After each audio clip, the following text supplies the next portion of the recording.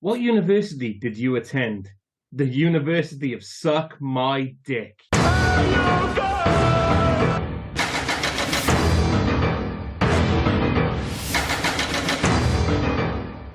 Welcome to Hey Guys Podcast. I'm Rob, this is Liam, and this week we watched 1990's Dark Angel. Now, if you haven't heard of Dark Angel, you won't be the only one, I'm sure.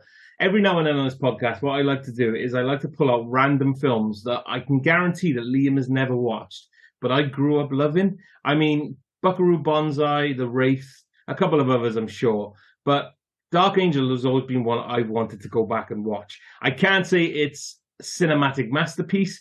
I can't say that it lit the world on fire. But for young Rob Westgate, it lit my world on fire. I was a huge fan of this as a kid, mate. I really was. I think I'm not going to go as far as say it's a cinematic masterpiece, but I had relatively low expectations of this. I mean, I think I mentioned on the previous podcast, my memories of this are linked purely to the VHS cover. That's all I could really remember. I was like, oh, a Dolph Lundgren film, and for some odd reason, we just never picked it up. And I was going to like, oh man, this is going to be a turd. I was worried there was going to be like Red Scorpion's level of quality. Like, there might be a bit of fun to be had, but fundamentally it'd be like a poorly made film.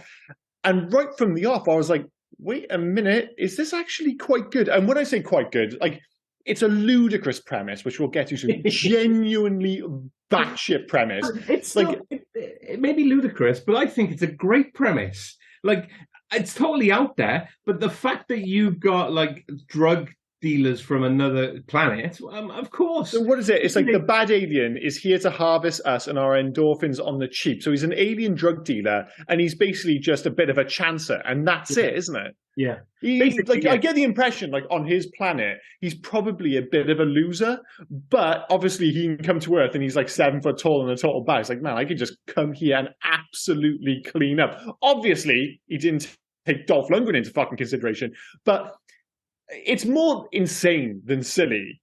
And like everything else in this film, parts of it, I was surprised by how good it is, but it's always offset by being a little bit dumb. Like there's for every one step forward, there's a step back. Yeah. But it is fun. It's definitely fun. But it comes back to the fact that there's genuine talent involved in this. Like the director, Craig R. Baxter, you probably don't know him, but he did Action Jackson. He did Stone Cold, a film I'm sure you've watched. I love Stone Cold. I want to do Stone Cold on this podcast. Of course you do.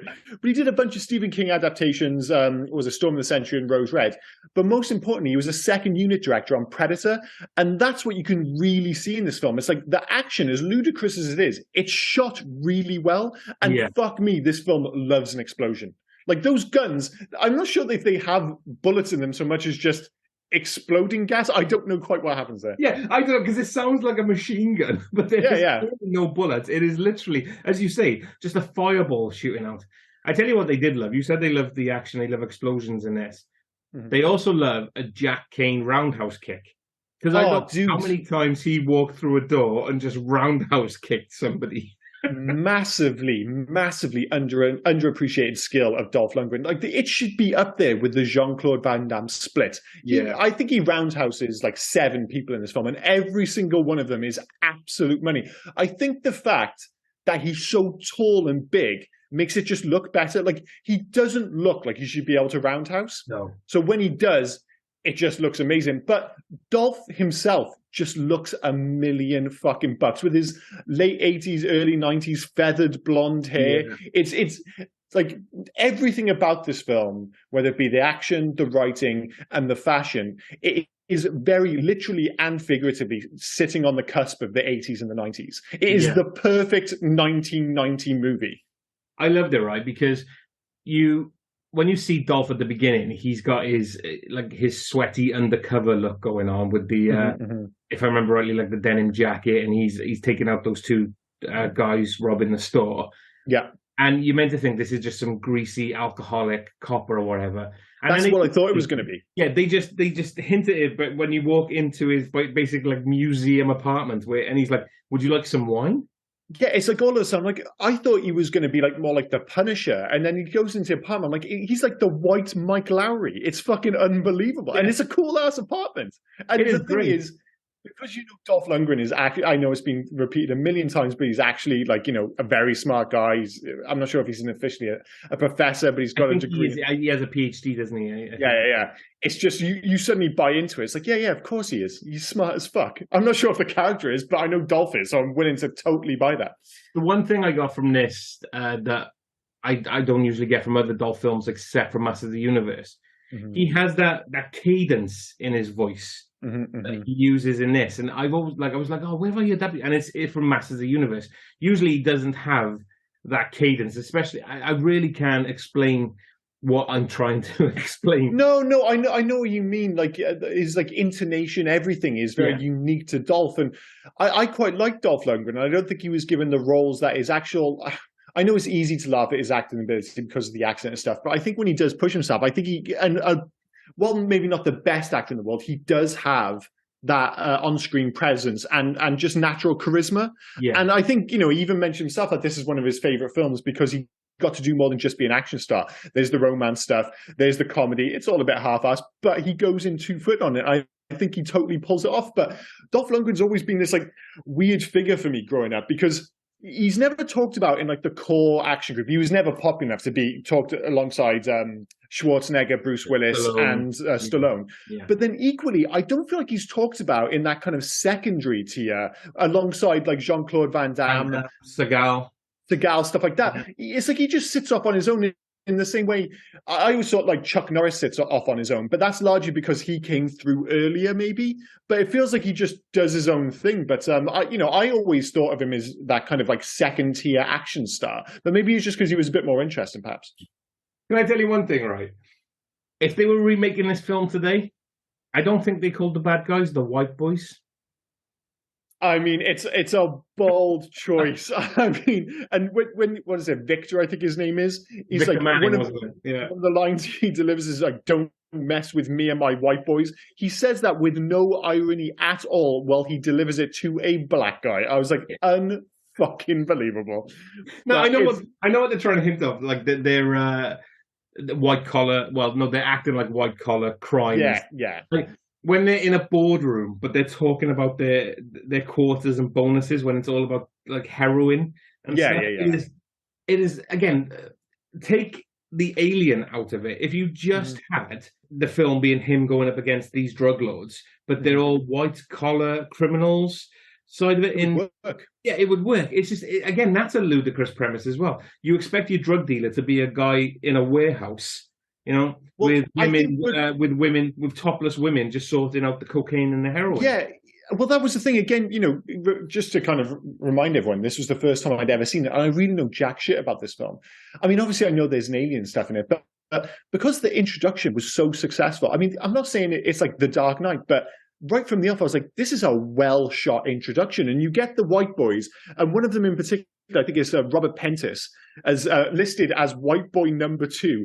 I actually thought he should have had a higher bill. I thought he should have been white boy number 1, but that's just between you and me. I was like, he's genuinely threatening, and the way they set that up, it's shot well. And like you say, you've got Dolph Lundgren and the whole issue with his partner inside, and there's what is it? Is the guy just robbing a store next door, and it all becomes a bit of a mess? Yeah. But by the end of that sequence, I was so into it that when Bad Alien, or Talek, is that his name? Well, I mean, they've given him a name retroactively, but he is credited as Bad Alien. Yeah, that's what I saw. I think he's supposed to be Talek anyway, but I'll call him Bad Alien. The good alien was Azek. Oh, we'll get to that good alien and his fucking barnet, Jesus Christ. But by the time I got to the end of that opening sequence, I was all in on the Dolph Lundgren versus the white boys thing. And then when the alien came in, I was literally like, oh yeah, there's a fucking alien in this film. And honestly, I was a little bit disappointed at that point because I kind of wanted to just stick with the white boy versus Dolph narrative. But what can you do? Oh, no, I would definitely, like I said, I think that's a film all on its own. But we've already talked about the kind of films I love and stuff like that. The fact they chucked in an alien as well, I'm well up for. Do you know at the beginning? Sorry. So I just went as we're saying this, it reminds me of how ludicrous this film is. But I did mention earlier the fact that despite its, how silly it is, there's all this talent involved. It wasn't just the director.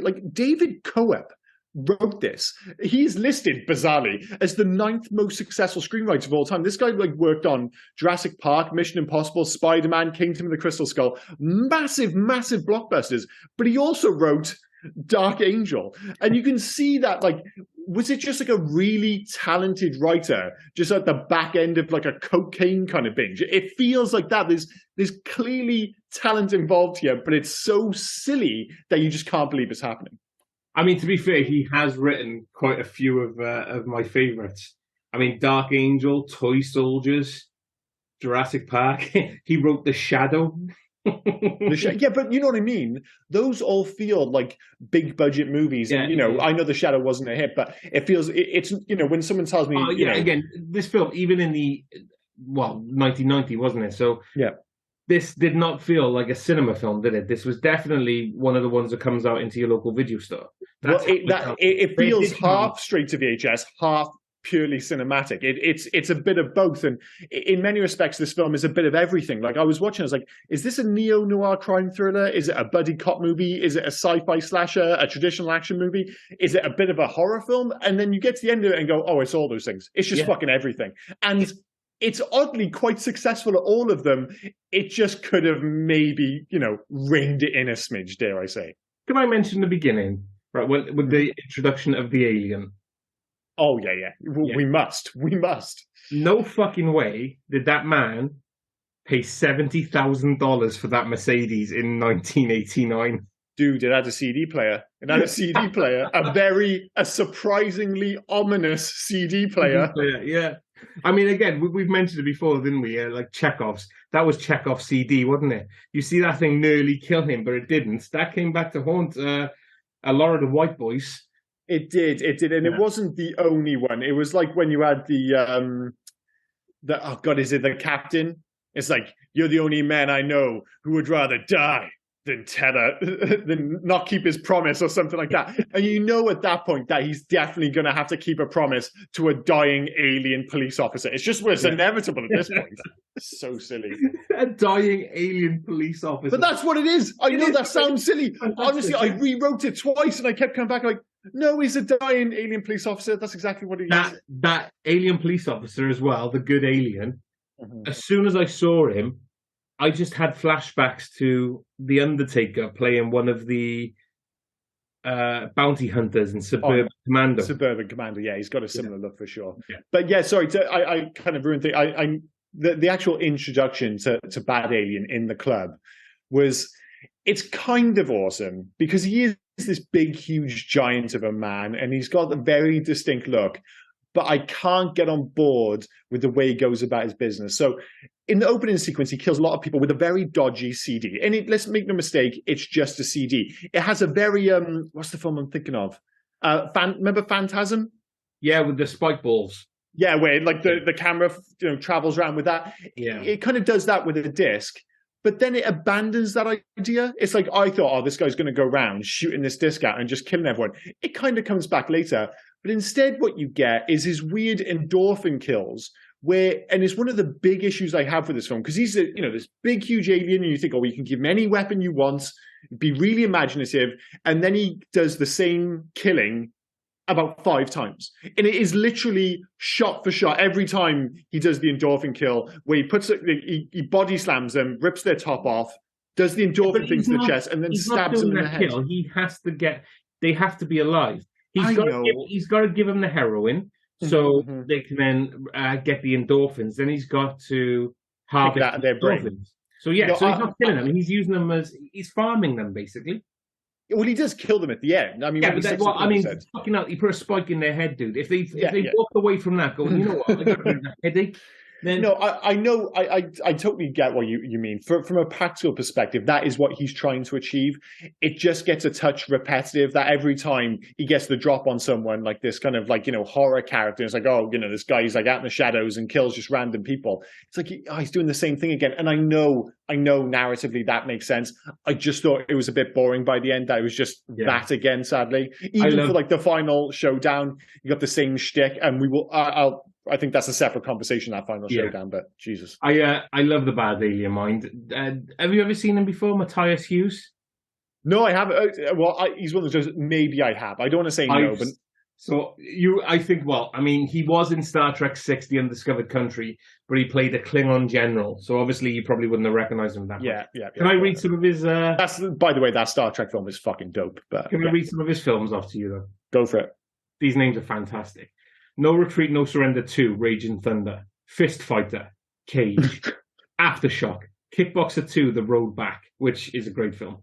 Mission of Justice, Talons of the Eagle, Bounty Tracker, Fist Fighter 2, Deathmatch, Fists of Iron, Digital Man, Phoenix 2, Tiger Heart, Lone Tiger, Stark. I would legitimately love to see all of those like lined up on VHS in a blockbuster, all next to it. Just what's his name, the actor again? Matthias Hughes. Matthias Hughes. I might get the pronunciation wrong. Just the idea that they have a Matthias Hughes section in like 1998 in Blockbuster. It's just like a whole row of that absolute nonsense. In my VHS video rental store back in like the 80s, 90s, they did have kind of a Matthias Hughes one because they had that weird martial arts section which had like No Retreat, No Surrender. Yeah, absolutely. So, mate, a lot of those I've read off to you, I've seen. Because, that does not surprise me one bit. I've seen Fist Fighter. You are keeping the humble straight to VHS B movie aloft. Is that the right word? Afloat. I've seen Deathmatch. I've seen all the No Retreat, No Surrenders.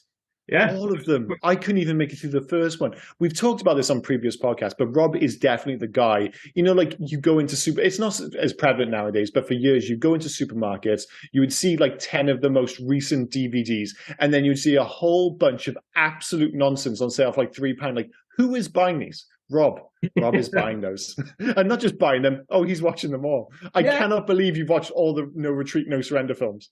I'd like to I mean, I did have a life, I promise, as a kid, but Jesus Christ, I must not have slept because I have watched... Well, there's so many direct-to-DVD sequels you just have to watch. You just have to get to those. What did you make, Greg? Going back to this film, what did you make of the... what was his name? Jack Kane. Which is a great name, by the way. But That's a great name. Of Kane's, I guess, specialist, the weird jazzed up coffee university dude who... Bruce the scientist. Yeah, who folded himself in half, which he could practically suck his own dick at that point. This is Bruce the scientist, the guy he went to, yeah? Yeah, I don't know what the fuck they were going with there. Like, he's got like the shakes. There's just, like the movie, he's like the physical recreation of the movie itself. There's just too much going on. It's just, I don't know what he was going for. He's just like, listen, I'm getting like 5 minutes on screen. I am swinging for the fences in every single respect. He's kind of fun, I suppose, but Jesus Christ.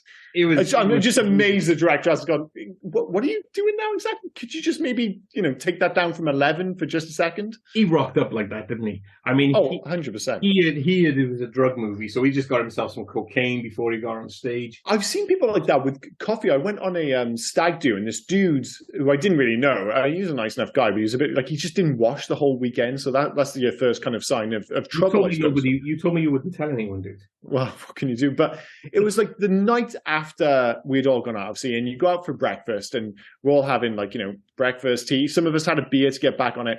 He had 6 espressos, and he was legitimately shaking and ordered another one. I was like, dude, you need to fucking chill, man. Like, that's the closest I've seen to Brian the Scientist in real life. Like, that guy is just, he's absolutely rinsed Starbucks. He was like a little bit freaked out, and he's just gone in far too hot. And for some reason, the director's gone, yeah, I like it. Let's just stick with it. But it's just another one of the batshit crazy decisions made for this film. It's funny though, right? Because, I mean, you can definitely tell that this dude hasn't done much since. When you go on to play Bruce the Scientist, played by Mark Lowenthal, and you go onto his onto his IMDb page, and he's known for Dark Angel. Of course he is. I mean, the thing is, as much as I'm being critical, he is indeed memorable. That could be like a complete nothing role, and you'd bring him up, and I'd be like, I don't even know what you're talking about. But like, as soon as he started talking, I wrote down Bruce the Scientist. And I didn't have to write down any notes because I'll remember exactly what the fuck Bruce the Scientist was doing. He was doing everything at once. I loved how he was able as well to figure out something that they can't touch that it was generating a magnetic field. And this was all in like a space of a couple of hours, mind, when he dropped it off to him and then picked it back up. Oh, there's no time for thinking about these things. You just got to get down to action. I mean, I love the fact that this film is just randomly, one, shot in Houston, Texas, which you don't get many movies of this ilk shot. I didn't know you could have a neo-noir in Texas, if truth be told. But the fact that it's also a Christmas movie for some fucking reason. What? Yes. What the fuck? The other thing as well, Victor Manning, played by Sherman Howard, was he only on set for like 10 minutes? Because they were like, you say my white boys, you kill this black cop, and then what you got to do then is just leave. And he's gone to fucking Rio or wherever he's gone. So that dude just fucking pissed off as well. Yeah, they keep adding the character. Like, he just disappears. Then you've got, is it Warren? The Warren, guy that goes see, like his... Sam Anderson, who we've seen in loads of films. I mean, fair play to him, though. I'm not sure if it was necessary, but the collection of 80s cars outside Warren's place is legitimately, it looks like a video game. It is un-goddamn believable. Like, they're all amazing. But that yellow Porsche 911, I was like, like you mentioned earlier, certain things in the film, you're like, oh, well, you see the CD, he's going to attack with CD. He's going to, he has to make his promise, so that's going to be an issue. I was like, there's no way that yellow Porsche or those cars aren't going to be in an action sequence in 5 minutes. And then it just never happened. They just made it to be awesome. And I've as a kid, I've set a couple of alarms off. I've never been able to set them off so easily as Dolph does. In this, maybe they're a bit more, susceptible because they are all like $100,000 cars back then. It's just like every single one was like, do not touch this goddamn car. But I'm pretty sure all he had to do was breathe on one of them and the alarm went off, like just panicking, get away from me, get away from me, get away from me. Yeah, it did happen a little bit quickly. But yeah, there's like one thing, this is totally random. I think I was just more disappointed with it than anything else. Because you didn't realize something's gone away until you look back. Yeah. And that is what used to be the all-encompassing bad guy weapon of choice, the flip knife. Like, there was never a more kind of like bad guy weapon than the flip knife. As soon as you saw someone with a flip knife, you're like, that's a bad motherfucker right there.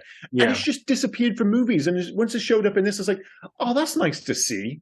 It's like, what the hell happened to the flip knife, man? They were so cool. When I was growing up, that was legitimately the coolest weapon. I remember I had one of those like flip like combs. Yeah, a flip comb, yeah.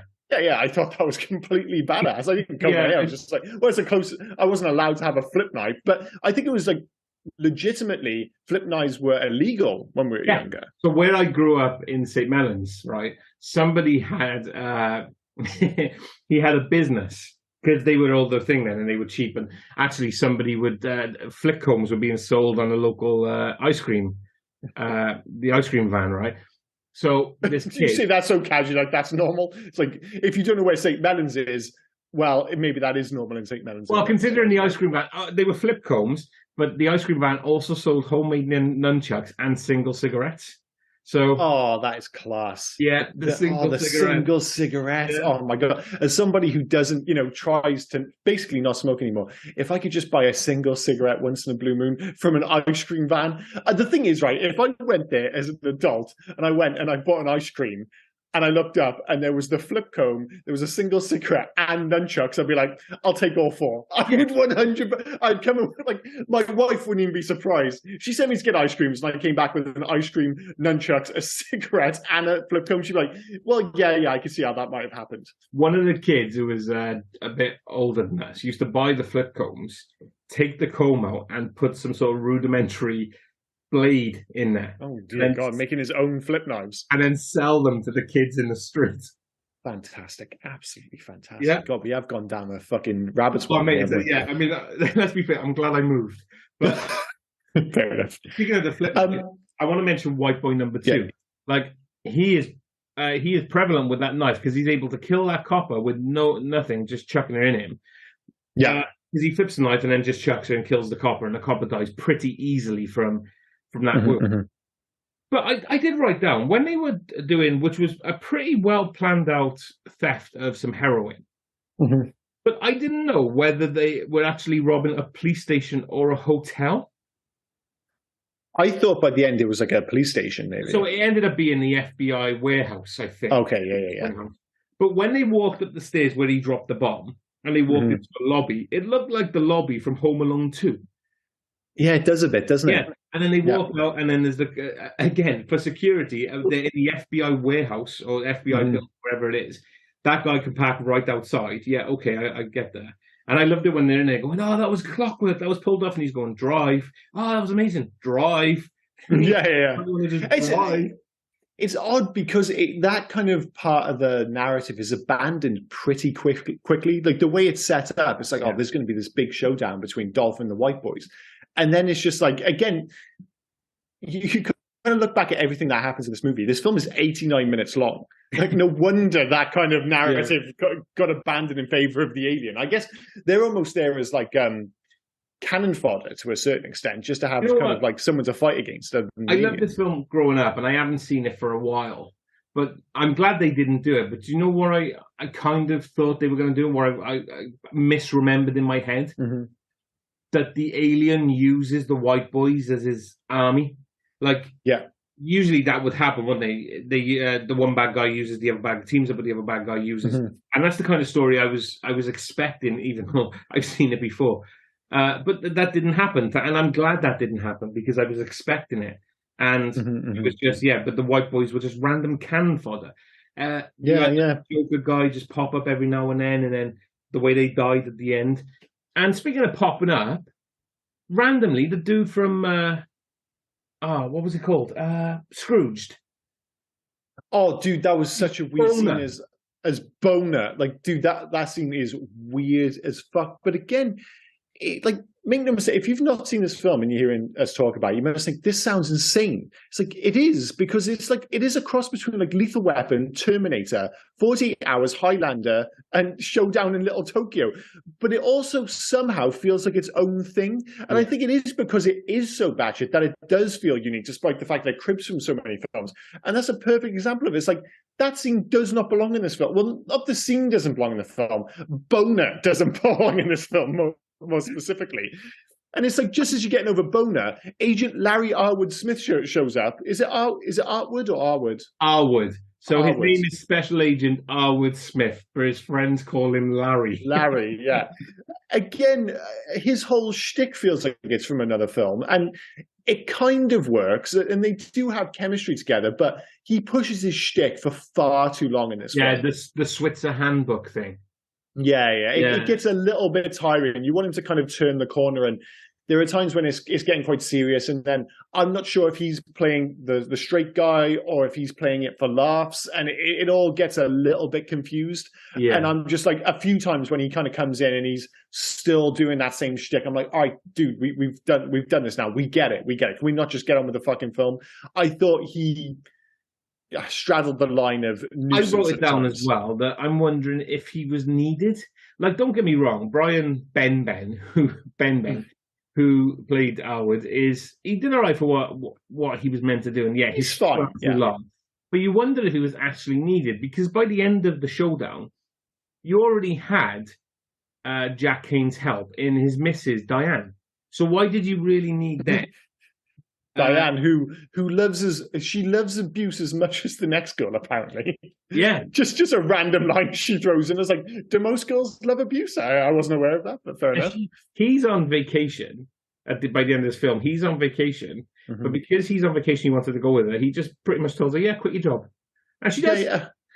Dude, this is legitimately the ultimate kitchen sink movie. It's just like, if we can get it in there, we'll just throw it in there as well. And like you said, you can make a genuine argument for Arwood Smith not being required in this film. Yeah. But they do actually spend a lot of time in this movie setting up the whole buddy cop thing. Like, it's a big part of this movie. And at the same time, you look at it and go, I could probably get rid of it. I would prefer to have more of the White Boys rather than Larry, to be honest. But do you know Larry, played by Brian Benben? Do you know who he's married to? No idea. So the actual actor, not the. Ben.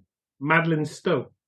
Oh, really? Yeah, he's doing okay. Randomly just married to Madeline Stowe. I say randomly, they've been married since the 90s or the 80s, but yeah. Oh, fair enough. Well, the thing is, like you say, he's quite good in this, and he's quite charismatic. I think it is the issue with him is the writing. They, like I said, they needed to kind of, with every single one of these buddy cop movies, you need to have that clash at the start. Of course, they're different kind of characters. He's Yeah. by the book, and fucking Dolph Lundgren does. He goes by his instincts. They keep telling us, we get it. But that is the problem. They keep going back to the well, and they keep explaining it. It's like, we know they're different kinds of people. But by this point, can they not just be actual buddies now and going about their business? You needed for him to believe him a bit sooner than he did. And I appreciate the classic example is Lethal Weapon. Like, yes, they're at loggerheads, but once, they do the usual thing, he saves his life. And they do that in this film. He saves his life. From that point on, they should be buddies. And they are, but they keep kind of going back to that same kind of dynamic. I'm like, oh, all right, dude, fucking get on with it. But hey, I mean, I appreciate him being by the book, but do you have to be so by the book? And where is this in the book that you have to measure the bar stools? I don't know. It's pedantic to the point. I know they're playing that for laughs, but it didn't really work. So it ends up just him looking like a bit of a dick, sadly. Where was the bar stools? They weren't in the club, were they? Because I love the fact they went back to the scene of the crime, didn't they? Because they went back to the white boys. Oh no, I was thinking of when they met a boner, of course, and it's just because it's like the late 80s, early 90s. You've just got to have a strip club scene. You just have to, and full topless girls for no apparent reason. That just has to happen. To the point where, what did he say? He said something about he likes to, I don't know, thinking quiet or something like that. And then he saw the woman with her tits hanging out, and he went, all the blood has left my head. Like, Jesus Christ. It's dude. weird. Like, again, that was quite early in the film, and he's doing the whole playing the straight guy, but he has shtick at the same time. And it's, I never quite got that. It never quite worked for me. In the same way, certainly, that Dolph did. I think Dolph, in many respects, makes this film. I think he's legitimately good in this film. He is good in this film. He had a run for, I don't know if you want to include, I think it was 89. You want to include Punisher in his run, but he did this. He looks the part. He looks the part as Punisher. But I think in 91 he did a film we're going to do on this podcast, Showdown in Little Tokyo. Bizarrely, I've never seen that film. Have you not? I've never seen. It's another one of those weird ones where I remember seeing. As soon as you say it, I can see the weird ass VHS cover with him and Brandon Lee on the front, and I'm like, why did we never watch that? And it just never happened. You are in for a treat, my friend. I am looking forward to that. More roundhouse kicks, I hope. Better be. Not just roundhouse kicks. There's a whole conversation about the size of his penis. I am aware of that. Yeah, the famous penis conversation. And I'm in for a treat because Tia Carrera's back. Oh, well, you love Tia Carrera, so everyone's happy. Yeah, we will cover that soon. When was that? Oh, yeah, sorry. So Showdown Little Tokyo was 91. Universal Soldier was 92. He's great in Universal Soldier. We covered that on the podcast. And there is one scene, I was talking to my brother about it a few days ago because I mentioned we were doing this. And one of the scenes we always go back to is the scene in the supermarket. Yeah. When he's like really lost his shit at the end of the film. And that is absolute top tier Dolph Lundgren. I think he's fucking awesome in that film. I'm just looking at his IMDb now, right? So it said Universal Soldier, but then in 92, the same year, he was in Body Count's music video. How did we not know Body Count for Body Count had a music video? I have no idea. Again, that reminds me, we really need to do that Spotify list of like the best 80s songs, which nobody remembers. We got 80s/90s. I appreciate that's a 90s song, but you know. And then he did Joshua Tree then, which I remember being a pretty good film, but I've never been able to find it. Yeah, like you said, he had that run, and I thought for a while he was in that second tier, but he's never talked about as an action star in quite the same way. No. But he is considered an action star enough to say be in the Expendables, for instance. But he always kind of just had his own little niche. But as good as he is in this film, even he could not save what ends up being a really poorly shot finale. And it was my biggest disappointment with this film, because there's loads of problems with this film, and it'd be easy to pick holes in them, and we have to a certain extent. But they don't matter because it's fun. This film is super fun, and it's easy to forgive its faults. But what I couldn't forgive was the stupid, when he was trying to shoot the, what would you call it, hand arrow? It's like Scorpion from Mortal Kombat, isn't it? And he's trying to shoot it into Dolph Lundgren's chest, and it kind of throws him round a bit, and it's just, it goes on too long. They have this close-up of Dolph Lundgren's face, which is disturbingly close and just held for, like, I'd say a good 3 seconds too long. And it's just, you're waiting for this showdown. Like, Dolph Lundgren's this huge guy, and he's fighting an even bigger dude, this massive alien. You think, what have I got in my head? I'm thinking Schwarzenegger fighting the Predator at the end. Yeah. And it's just nothing like like that. It's a no, massive disappointment. Yeah, it does fall down on the ending. I totally agree with that. Well, it's just that bit though. The rest of the finale is actually pretty cool. It's just that part of the fight, which he almost makes up for it with the audacity to have two one-liners back. Not one line, I guess it is. Fuck you, spaceman, and we've not mentioned his whole tagline for this film. The alien, I come in peace. I come in peace. It says, "You go in pieces, asshole." But there's literally back to back with those lines. I was like, all right, I hated that sequence, but I love the payoff. So I do think what I was trying to say about the ending was, it seemed too dark. Yeah, like when they're fighting, or when they're trying to, like, the aliens trying to find them, and it got too dark at the point where you couldn't really tell what was going on, especially when they were having their little huddle fight. Yeah, and it reminded me of Cobra a bit. Yeah. Yeah. I was hoping when they went into, with the location stuff, I was hoping for T2, but instead we got Cobra, which in itself had a ludicrous ending. It was just a shame that it didn't end, because you've got you're building up to the showdown between the two of them, and it just wasn't quite as cool. And like I said, most of it was okay, but I just thought that whole section with the hand dart thing, whatever you want to call it, it just didn't work for me at all, sadly. But again, you had the one-liners, and then it has an awesome freeze frame at the end, and a great track, which you don't get anymore. With like most of the city's dead, they've had this really horrific experience, but then everybody's just immediately laughing, freeze frame, upbeat 80s track. I'm like, okay, I'm back on board, 100%. We mentioned him, right? You mentioned. Sorry, what was the song called? "Touch Me Tonight." It made no sense, but it's a banger all the same. So was it Arwood as well? I loved it because Arwood wouldn't believe him about the alien or anything like that. When he gets into the car and he sees the alien in the back, and he goes, "Excuse me a minute," and he does a double take and he looks at her. But I love her when he went, "Oh, the alien speaks English." Everything's fine. Yeah. How did you feel about the whole "I come in peace" thing? I thought it didn't work for me. I didn't get it. And why couldn't he, like, it sounded like he went on Rosetta Stone and learned like one line, whereas good alien could speak pretty good fucking English. No, so I think he could probably speak English as well. But probably, I'm just making this up, by the way, but maybe he picked up the transmission about like alien films and stuff where they say "I come in peace." So I mean, you often said it after he basically stabbed them in the chest. You're right with it being in Mars Attacks. It was the same thing, pretty much. "We are your friends. Please do not run away." Yeah, but that's played clearly for laughs. That's the thing. I wasn't sure if they were playing it for laughs, but based on what's on screen, they're not. I do think you might be overthinking that part, but I don't know. I didn't mind the "I come in peace" thing. It's all right. I wasn't a fan of that. I mean, and as I said, it made me start thinking about, like, why can the other dude speak pretty good English, whereas this dude, like, when he wanted to get his drugs back, and all he does is just make noises. He's just like, and that's all he does. It's like, if you have any English, now's the time to fucking use it, buddy. But there you go. It was Matthias Hughes' one of his first English roles. So it was nothing to do with the plot or the narrative. Motherfucker just couldn't speak English. I'm wondering if he couldn't speak English. Yeah. Yeah. Can you say "I come in peace"? All right, we're just gonna have you say that. That's fine. And dude, it is a minor issue. His weird alien connotation, as he was saying it as well. Like, he was going up and down in places with "I come in peace." Like, it was.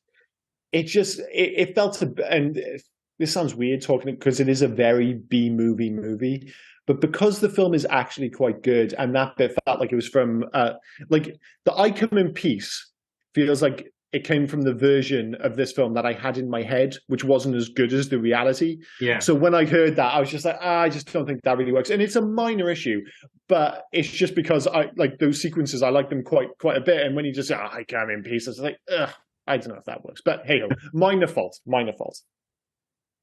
we have anything else to add before we move on to favorite scene?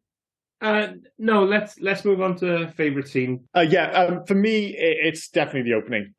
Coming into this film and not knowing what to expect, straight away I was caught by how well it was shot, how well, like, the choreography I thought was really good.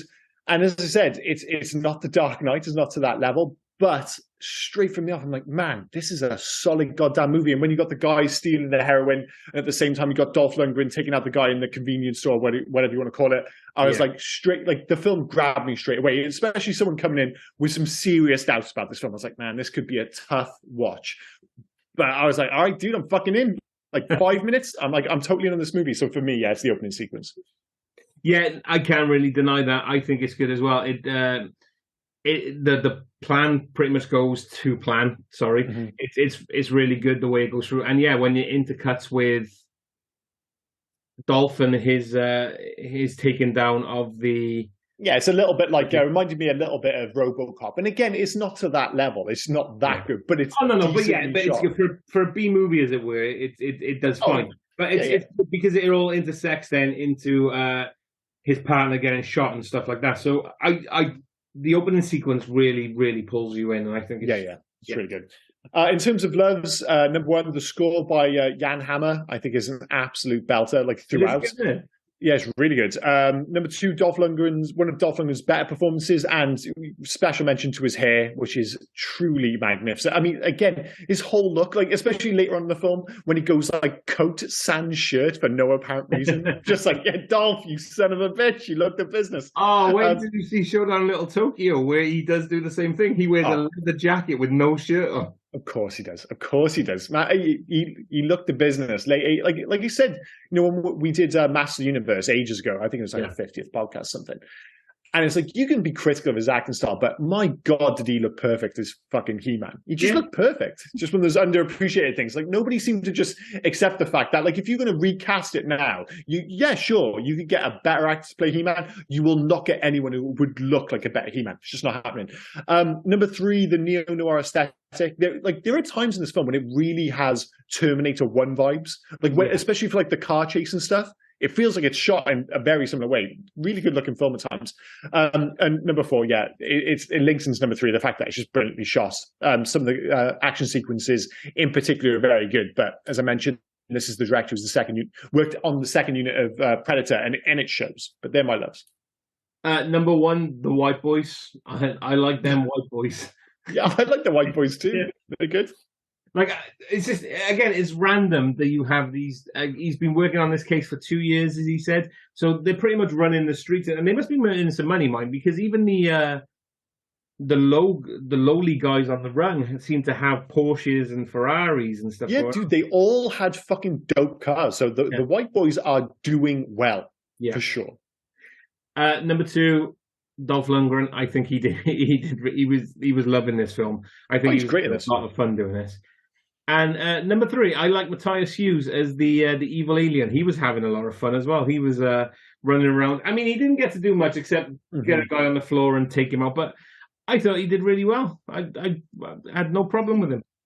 See, I did have some problems, and that comes into my hates. I didn't hate him, and I didn't hate the alien, but the alien aesthetic and plan was a little bit suspect at the time, especially the good alien with his hair. I don't know why they gave him that haircut. There really is no excuse for that.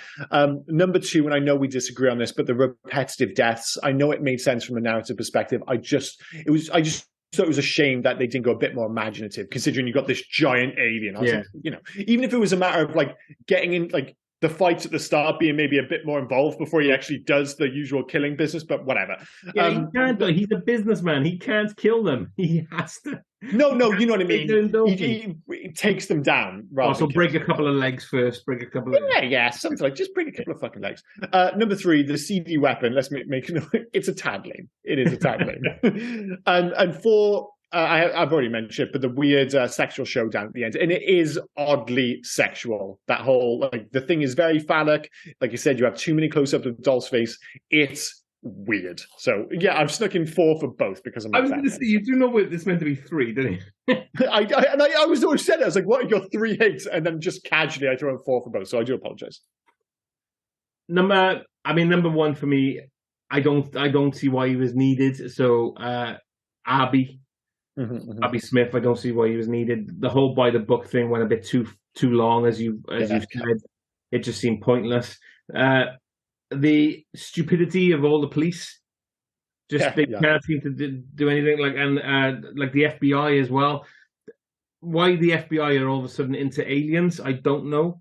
Like it's not really explained. And even the police chief, I thought at the start, and I'm not sure if they're playing it for comedy. I thought it was like, they're going against kind of, the expectations, where he comes in and he's nice to Dolph Lundgren and then immediately starts chatting about, oh no, he's just a cliched police officer. He's just white instead of black. That's all it is. To get around as well, because I just made fun of you for putting 4, I'm going to put 2 together. Bruce the Scientist and Boner. Yeah. I mean, I would keep Bruce the Scientist because he's so mental, but Boner's got to go. He's got to go. Any alternative? Well, there is definitely one alternative title, but are there any more? Yeah, so we've already said, I think originally, so it was Dark Angel, but then I think when they re-released it in America, they released it as I Come in Peace, which... I don't like that. And then, yeah, so in Argentina... But Dark Angel's kind of dumb as well. Neither of them are great titles. It doesn't really make any sense. I would love to call it White Boys and the Alien, but it's just not going to happen, sadly.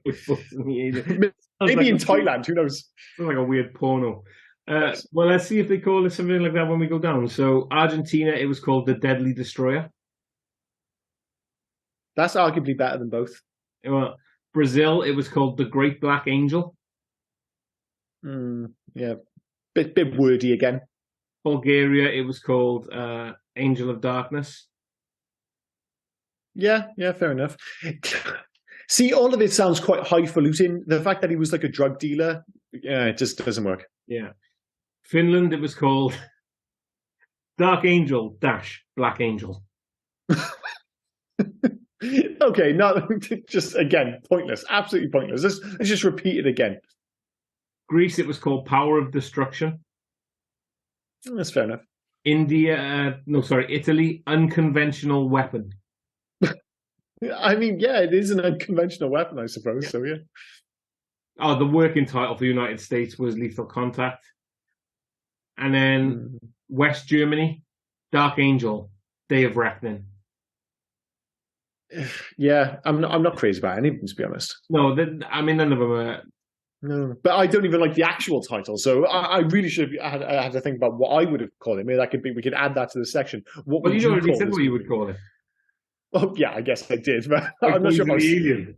White Boy. All right, let's go with that then. White Boys and the Alien. Do you have any facts about White Boys and the Alien? I do have some facts about White Boys and the Alien. Let me find them. There they are. Only a couple, because obviously it's not a massive movie. Yeah. Dolph Lundgren delivers a roundhouse kick to one of the bad guys upon entering a building. The kick connected and knocked out the actor because the actor missed his mark. You can't miss marks when Dolph Lundgren's throwing roundhouses, buddy. Yeah. You're gonna have a bad time. As you would probably attest to this, because you can't get a stunt double. Matthias Hughes, who played the film's alien bad guy, performed all of his own stunts because there were no doubles who could match his size at 6'5". I tell you what he could have done with is somebody running on his behalf. There is some very dodgy running. Like, he is the prime suspect. You know, his running. I don't know if it's brilliant or terrible, but Dolph Lundgren also can't run convincingly. No, but I had it written down, right? I should have mentioned it. Matthias Hughes' running is better than Tom Cruise's. Oh, get fucked. Yeah. Better than the best runner in cinema history. Come on, buddy. It's a distinct run, if I was going to be nice about it. Yeah. Despite a limited theatrical release in UK cinemas, this film became a surprise hit thanks to good word of mouth and did well on video there, staying in the top 10 movie rentals for several weeks. Obviously not in your shop. Well, like you said, it was always there. It was like, you know, ever present in the video shop. I just don't know why I never got around to it. And it does seem odd now because it's good. I mean, I can imagine if I'd watched it once, I would have watched it again. But yeah, never mind. But I can see how it would have caught on because it's a silly premise, but it's that great combo of also being good. Like, you rarely get this, like a proper batshit dopey premise. And usually the problem is you hear about this premise, like, oh, that sounds amazing. And then you don't even have to watch the film. Usually you can just watch the trailer and be like, yeah, but it's rubbish. It's poorly made. Whereas this, you're like, oh, no, this is the movie I love, the batshit premise attached to genuine talent. You just don't get enough of those, sadly. And the thing is, sometimes, you know, like, my brother and I were talking about that Adam Driver film, which recently came out, 65. Like, that should have been this. Like, that was a really dumb premise, but I was just like, don't get me wrong, a premise I'm all on, you know, I'm on board for that. But when you hear Adam Driver is the lead, you're like, oh, this is gonna, like, that is ticking all the boxes for me. This is a Liam movie back front. And then you watch it and it was super disappointing. It was just like, they didn't go far enough with the weirdness, but then it wasn't good enough either. Whereas this film totally goes for it. So that's why it works. And that's why you're willing to forgive its faults, because it's so batshit. Yeah. Since the films were released, there have been several attempts at a sequel. In 95 or 96, Harv Zimmel got the job of writing the script for a sequel that didn't include any of the characters from the first film. His script was about a down-on-his-luck police detective who is investigating mysterious disappearances of people in a coastal California town. He joins up with a female Interpol agent who is working on the same case. And during the story, it would be revealed that she is an alien who is hunting after another female alien responsible for those disappearances. Although the producers thought the script was really good, they couldn't get the budget for it, and with also some rights issues with the first film. Craig R. Baxley was approached to make the sequel around the same time, but he refused because the budget would only be $3 million. Oh, that's just not enough. And I got to be honest, and I know I'm new to this film, so I don't have the same attachment as you, but immediately I'm like, if there's no Dolph, I don't want to see it. Yeah, like Dolph is absolutely essential. I would happily watch a modern day, because Dolph's still in great shape. It's like, if you're going to do a Dark Angel 2 in 2023, I'm like, yeah, I'd totally be on board for that. But it needs a budget. My last fact, right? And I'm pretty sure this was written by the guy that wrote the score himself, Jan Hammer. Because the superb score by Jan Hammer. I mean, he's not lying. He's not lying, dude. The score is dope. The score and that credit song, fantastic. Reuses pieces from Miami Vice, most notably the season 2 episode One Way Ticket. Well, he actually did the score for Miami Vice, and he's like a Grammy award-winning composer. Like, this isn't some chump. This is a genuinely talented composer coming in doing this film, and it shows on screen. The score, I'm not saying this in an ironic way at all. It's a really good score. I'm just wondering if he actually wrote that. I hope he did. He deserves to. He deserves to. In terms of legacy, as you mentioned, they were talking about a potential sequel, but beyond that, I'm not sure if it has one, other than the fact that it is one of Dolph Lundgren's better performances. And as I mentioned earlier, one that he is a fan of, because he felt like he was able to push the boat out emotionally, as it were. But let's be clear, any legacy it might have is largely ruined by James Cameron's Dark Angel TV show with Jessica Alba, which just eats up all the Google searches. You literally have to type in Dark Angel 1990 or Dark Angel Dolph Lundgren to have any chance. And it's not the worst thing in the world, because Jessica Alba is unfucking believable. But, it's not this movie. But that's about it for legacy. In terms of making a change, so that's if we were going to make one change to this film, the first thing that pops into my head is that the aliens look a tad pony, but the reality is the weird finale has to go. Like, that was my major disappointment. I can nitpick about there being too many plot lines and, tonally a bit all over the place, but I actually enjoyed nearly all of that. The only thing I genuinely didn't like about this film was the finale and, the weird sexual tension between Talek and Dolph Lundgren.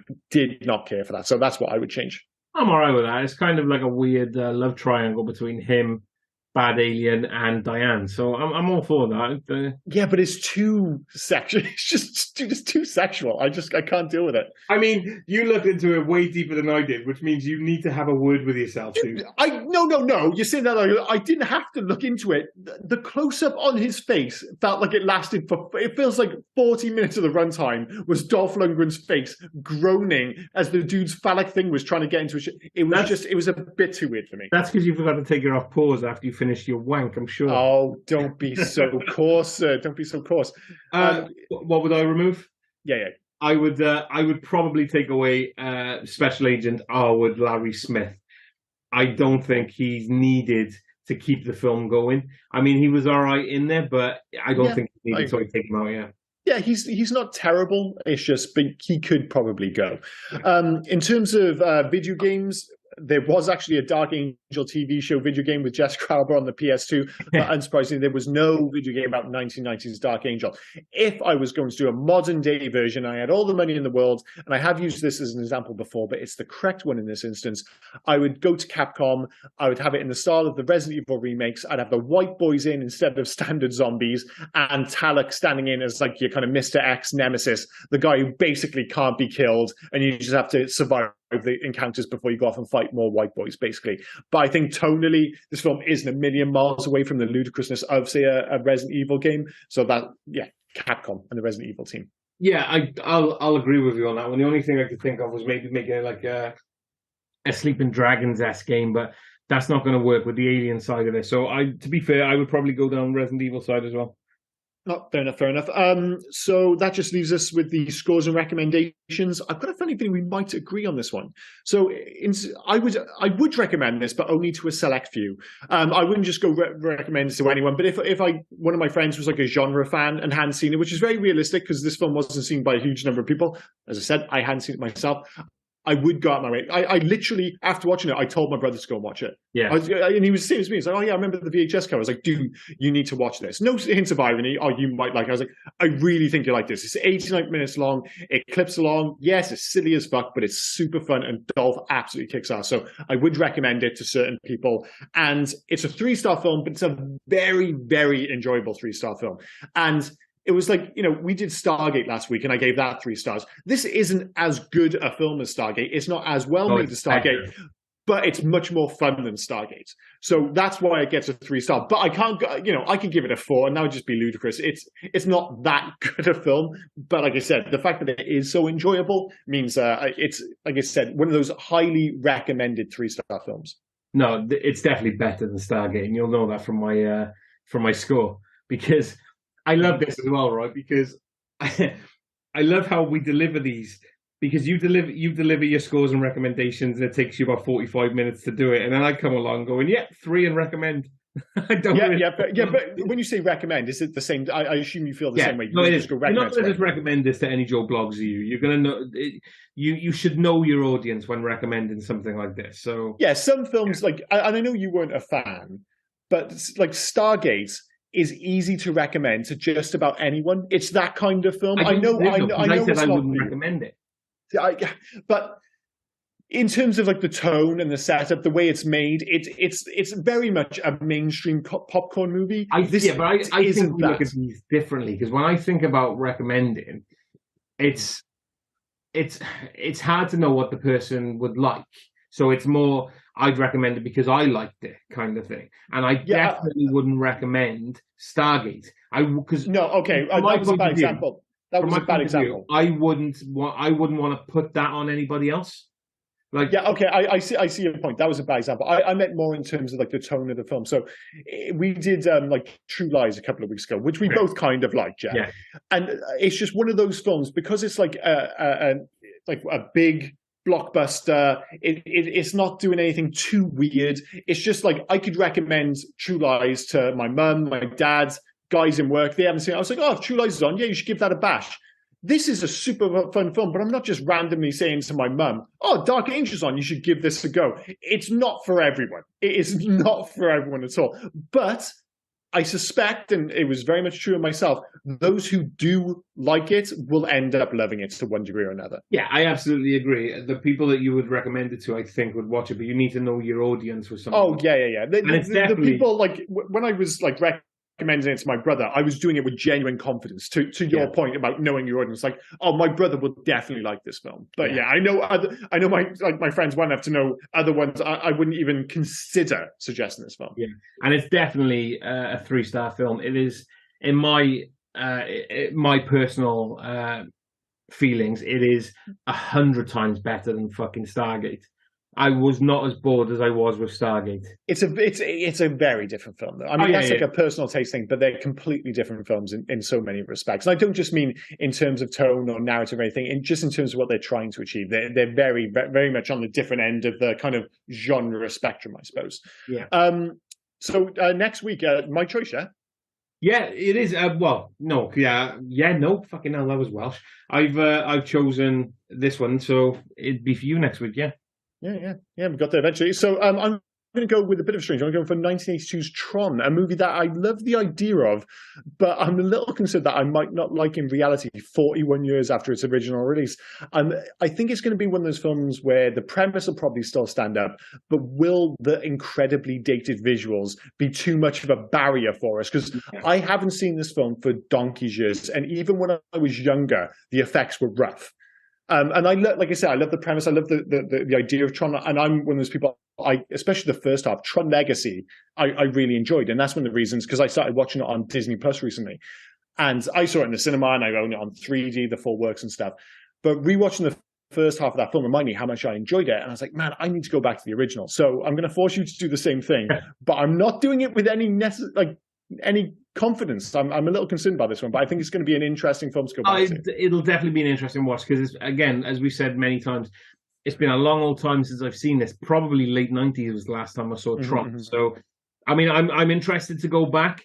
Will it hold up is a different story because, as you say, very outdated, especially when it relies heavily on what they call computer, like their version of the computer graphics and things like that. Yeah. Will it hold up is going to be a big one. But, I mean, I remember the story being okay. I remember Jeff. It's mega iconic. You know, there's some good actors in there. It ticks a lot of the boxes. But it was, you know, when we went back into 1978's Superman the movie, that was one of the barriers to get over. Was some of the visuals are rough going back, so there's just no getting around it. But the good outweighed the bad, and it was still an enjoyable film to revisit. And I'm wondering, will Tron be the same, or will it just be too much? But we'll find out next week, I guess. So before we wrap up, do you have anything else to add, sir? Yeah, only something I actually haven't mentioned about Dark Angel. We mentioned Diane briefly, but did you know she was the mother in The Princess Bride? She was Fred Savage shit. mother. Yeah. And she was the motion capture model for Jessica Rabbit. Was she really? Yeah. I did not know that. No. So there we go. Some late facts, some very, very late facts. The British Podcasting Awards, Listener's Choice. If you could give us a vote on that, that'd be great. We'll put the links on the social medias as we always do, or you can just Google British Podcast Awards and look for Listener's Choice and find us. That'd be great. Cool. I'll give it another go. I've been Liam, this has been Rob. You've been listening to the Hey You Guys podcast, and see you next week. Oh, and before I forget, where can folk reach us if they were so inclined to? Well, you can actually reach us on Hey You Guys 80s at Facebook, Instagram, and on Twitter. But if you want to send us a mail, do heyyouguys80s@gmail.com. Send us in your recommendations. Send us in your thoughts about any of the episodes. Just literally talk to us. We'll have a one-sided talk with you on the podcast. Yeah. We're nice folk. You know, get in touch. But no, cheers, guys. Bye-bye. Cheers, guys. Bye now.